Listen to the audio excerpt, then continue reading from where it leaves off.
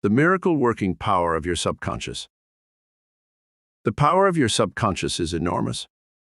It inspires you, it guides you, and it reveals to you names, facts, and scenes from the storehouse of memory. Your subconscious started your heartbeat, controls the circulation of your blood, regulates your digestion, assimilation, and elimination. When you eat a piece of bread, your subconscious mind transmutes it into tissue, muscle, bone, and blood. This process is beyond the ken of the wisest man who walks the earth. Your subconscious mind controls all vital processes and functions of your body and knows the answer to all problems. Your subconscious mind never sleeps and never rests. It is always on the job. You can discover the miracle-working power of your subconscious by plainly stating to your subconscious prior to sleep that you wish a certain specific thing accomplished. You will be delighted to discover that forces within you will be released, leading to the desired result.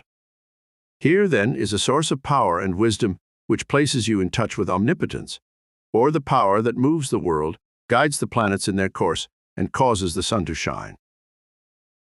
Your subconscious mind is the source of your ideals, aspirations, and altruistic urges. It was through the subconscious mind that Shakespeare perceived great truths hidden from the average man of his day. Undoubtedly, it was the response of his subconscious mind that caused the Greek sculptor Phidias to portray beauty, order, symmetry, and proportion in marble and bronze. It enabled the Italian artist Raphael to paint Madonnas, and Ludwig van Beethoven to compose symphonies. In 1955, I lectured at the Yoga Forest University, Rishikesh, India, and there I chatted with a visiting surgeon from Bombay. He told me about Dr. James Esdale, a Scotch surgeon, who worked in Bengal before ether or other modern methods of anesthesia were discovered. Between 1843 and 1846, Dr. Esdale performed about 400 major operations on the eye, ear, and throat. All operations were conducted under mental anesthesia only.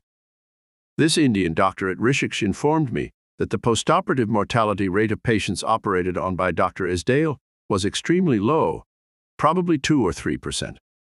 Patients felt no pain, and there were no deaths during the operations. Dr. Esdale suggested to the subconscious minds of all his patients, who were in a hypnotic state, that no infection or septic condition would develop. You must remember that this was before Louis Pasteur, Joseph Lister, and others, who pointed out the bacterial origin of disease and causes of infection due to unsterilized and virulent organisms. This Indian surgeon said that the reason for the low mortality rate and the general absence of infection, which was reduced to a minimum, was undoubtedly due to the suggestions of Dr. Esdale to the subconscious minds of his patients. They responded according to the nature of his suggestion. It is simply wonderful when you conceive how a surgeon, over 120 years ago, discovered the miraculous wonder-working powers of the subconscious mind. Doesn't it cause you to be seized with a sort of mystic awe when you stop and think of the transcendental powers of your subconscious mind? Consider its extrasensory perceptions, such as its capacity for clairvoyance and clairaudience, its independence of time and space, its capacity to render you free from all pain and suffering, and its capacity to get the answer to all problems, be they what they may. All these and many more reveal to you that there is a power and an intelligence within you that far transcends your intellect, causing you to marvel at the wonders of it all.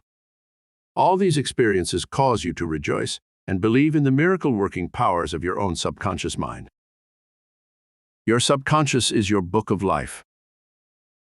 Whatever thoughts, beliefs, opinions, theories, or dogmas you write, engrave, or impress on your subconscious mind, you shall experience them as the objective manifestation of circumstances, conditions, and events. What you write on the inside, you will experience on the outside. You have two sides to your life, objective and subjective, visible and invisible, thought and its manifestation.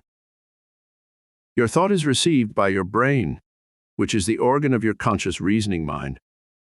When your conscious or objective mind accepts the thought completely, it is sent to the solar plexus, called the brain of your mind, where it becomes flesh and is made manifest in your experience.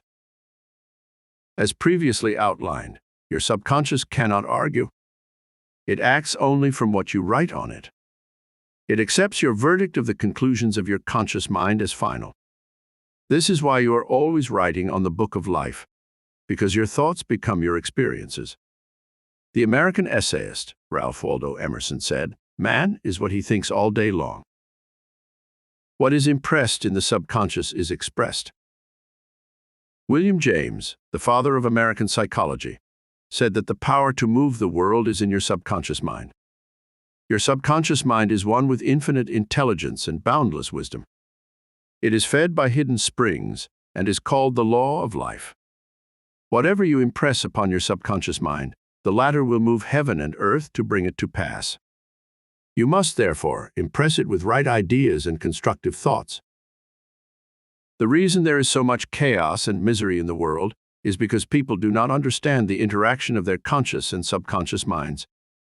When these two principles work in accord, in concord, in peace and synchronously together, you will have health, happiness, peace, and joy. There is no sickness or discord when the conscious and subconscious work together harmoniously and peacefully. The tomb of Hermes was opened with great expectancy and a sense of wonder, because people believed that the greatest secret of the ages was contained therein. The secret was as within, so without, as above, so below. In other words, whatever is impressed in your subconscious mind is expressed on the screen of space. This same truth was proclaimed by Moses, Isaiah, Jesus, Buddha, Zoroaster, Lotz, and all the illumined seers of the ages. Whatever you feel as true subjectively is expressed as conditions, experiences, and events. Motion and emotion must balance. As in heaven, your own mind, so on earth, in your body and environment. This is the great law of life. You will find throughout all nature the law of action and reaction, of rest and motion. These two must balance. Then there will be harmony and equilibrium. You are here to let the life principle flow through you rhythmically and harmoniously. The intake and the outgo must be equal. The impression and the expression must be equal. All your frustration is due to unfulfilled desire. If you think negatively, destructively, and viciously, these thoughts generate destructive emotions, which must be expressed and find an outlet. These emotions, being of a negative nature, are frequently expressed as ulcers, heart trouble, tension, and anxieties. What is your idea or feeling about yourself now? Every part of your being expresses that idea. Your vitality, body, financial status, friends, and social status represent a perfect reflection of the idea you have of yourself. This is the real meaning of what is impressed in your subconscious mind, and which is expressed in all phases of your life. We injure ourselves by the negative ideas which we entertain. How often have you wounded yourself by getting angry, fearful, jealous, or vengeful? These are the poisons that enter your subconscious mind. You were not born with these negative attitudes. Feed your subconscious mind life-giving thoughts, and you will wipe out all the negative patterns lodged therein. As you continue to do this, all the past will be wiped out and remembered no more. The subconscious heals a malignancy of the skin. A personal healing will ever be the most convincing evidence of the healing power of the subconscious mind. Over 40 years ago, I resolved a malignancy of the skin through prayer. Medical therapy had failed to check the growth, and it was getting progressively worse. A clergyman with a deep psychological knowledge explained to me the inner meaning of the 139th Psalm, wherein it says, "In thy book all my members were written, which in continuance were fashioned, when as yet there was none of them." He explained that the term book meant my subconscious mind, which fashioned and molded all my organs from an invisible cell. He also pointed out that inasmuch as my subconscious mind made my body, it could also recreate it and heal it according to the perfect pattern within it. This clergyman showed me his watch and said, "This had a maker," and the watchmaker had to have the idea first in mind before the watch became an objective reality. And if the watch was out of order, the watchmaker could fix it. My friend reminded me that the subconscious intelligence, which created my body, was like a watchmaker, and it also knew exactly how to heal, restore, and direct all the vital functions and processes of my body, but that I had to give it the perfect idea of health. This would act as cause, and the effect would be a healing. I prayed in a very simple was as follows. My body and all its organs were created by the infinite intelligence in my subconscious mind. It knows how to heal me. Its wisdom fashioned all my organs, tissues, muscles, and bones. This infinite healing presence within me is now transforming every atom of my being, making me whole and perfect now. I give thanks for the healing I know is taking place now. Wonderful are the works of the creative intelligence within me. I prayed aloud for about 5 minutes 2 or 3 times a day, repeating the above simple prayer. In about 3 months my skin was whole and perfect.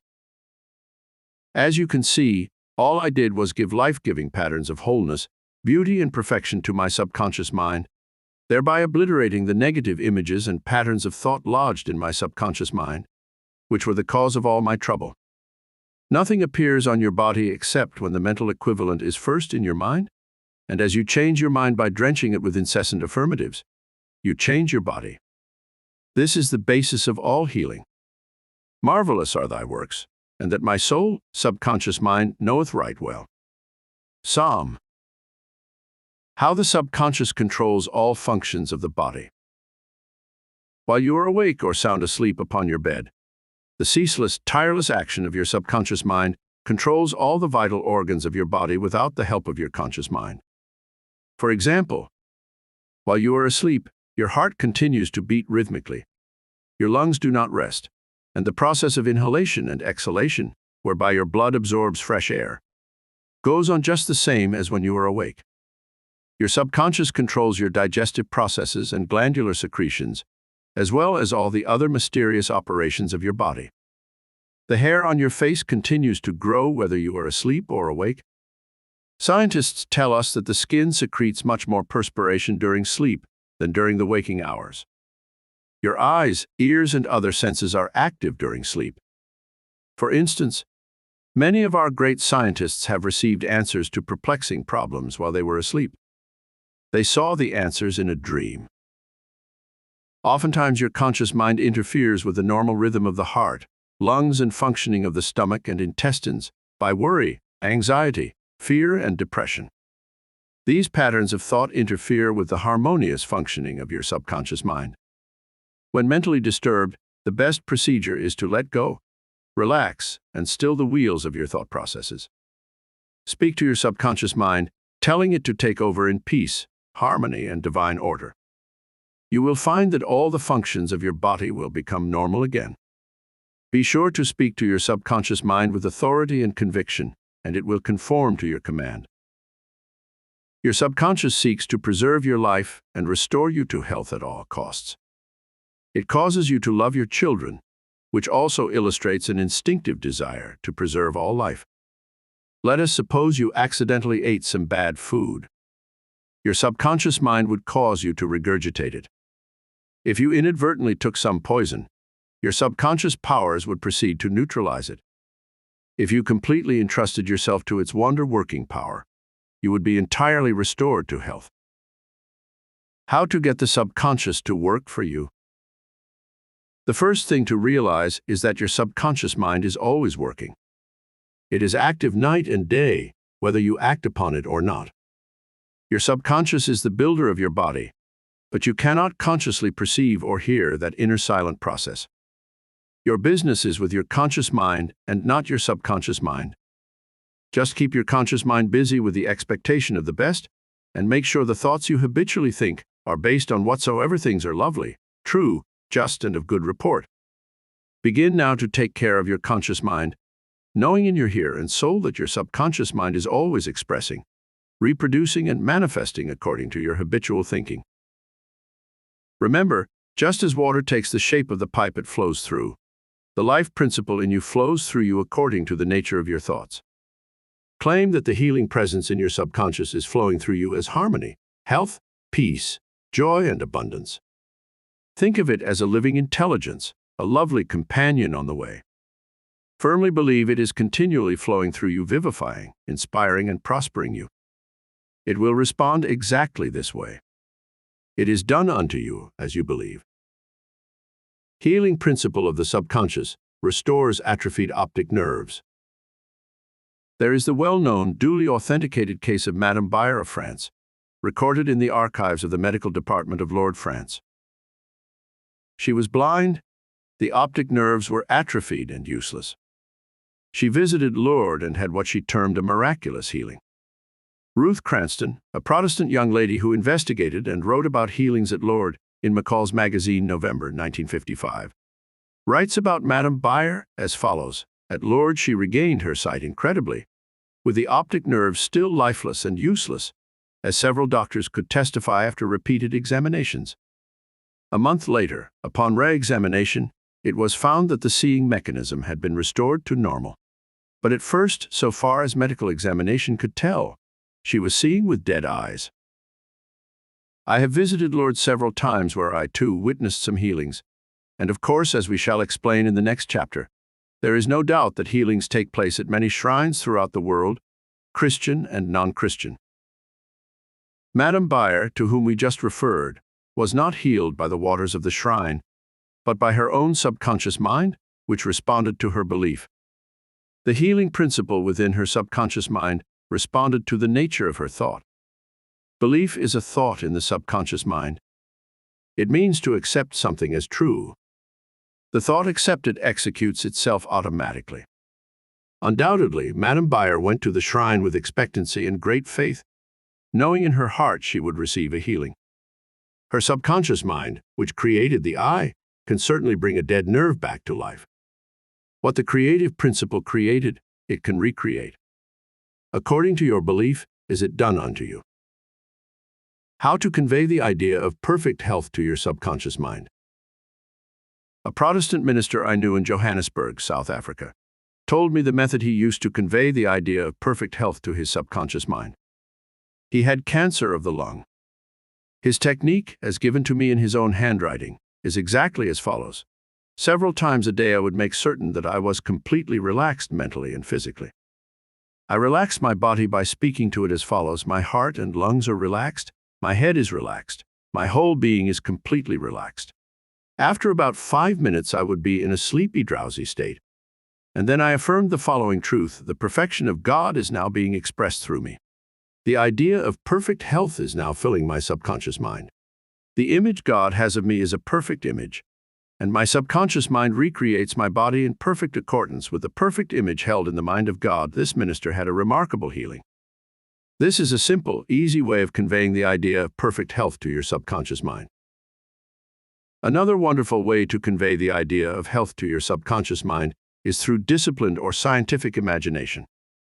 I told a man who was suffering from functional paralysis to make a vivid picture of himself walking around in his office, touching the desk, answering the telephone, and doing all the things he ordinarily would do if he were healed. I explained to him that this idea and mental picture of perfect health would be accepted by his subconscious mind. He lived the role and actually felt himself back in the office. He knew that he was giving his subconscious mind something definite to work upon. His subconscious mind was the film upon which the picture was impressed.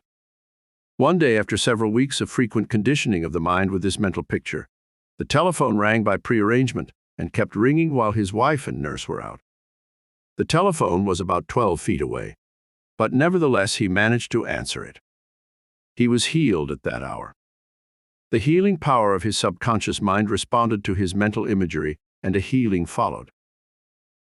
This man had a mental block which prevented impulses from the brain reaching his legs. Therefore, he said he could not walk. When he shifted his attention to the healing power within him, the power flowed through his focused attention, enabling him to walk. Whatsoever ye shall ask in prayer, believing, ye shall receive. Matthew 21:22. Ideas worth remembering. 1. Your subconscious mind controls all the vital processes of your body and knows the answer to all problems. 2. Prior to sleep, turn over a specific request to your subconscious mind and prove its miracle-working power to yourself. 3. Whatever you impress on your subconscious mind is expressed on the screen of space as conditions, experiences, and events. Therefore, you should carefully watch all ideas and thoughts entertained in your conscious mind. 4. The law of action and reaction is universal. Your thought is action, and the reaction is the automatic response of your subconscious mind to your thought. Watch your thoughts. 5. All frustration is due to unfulfilled desires. If you dwell on obstacles, delays, and difficulties, your subconscious mind responds accordingly, and you are blocking your own good. 6. The life principle will flow through you rhythmically and harmoniously if you consciously affirm, "I believe that the subconscious power, which gave me this desire, is now fulfilling it through me." This dissolves all conflicts. 7. You can interfere with the normal rhythm of your heart, lungs, and other organs by worry, anxiety, and fear. Feed your subconscious with thoughts of harmony, health, and peace, and all the functions of your body will become normal again. 8. Keep your conscious mind busy with the expectation of the best, and your subconscious will faithfully reproduce your habitual thinking. 9. Imagine the happy ending or solution to your problem. Feel the thrill of accomplishment, and what you imagine and feel will be accepted by your subconscious mind and bring it to pass.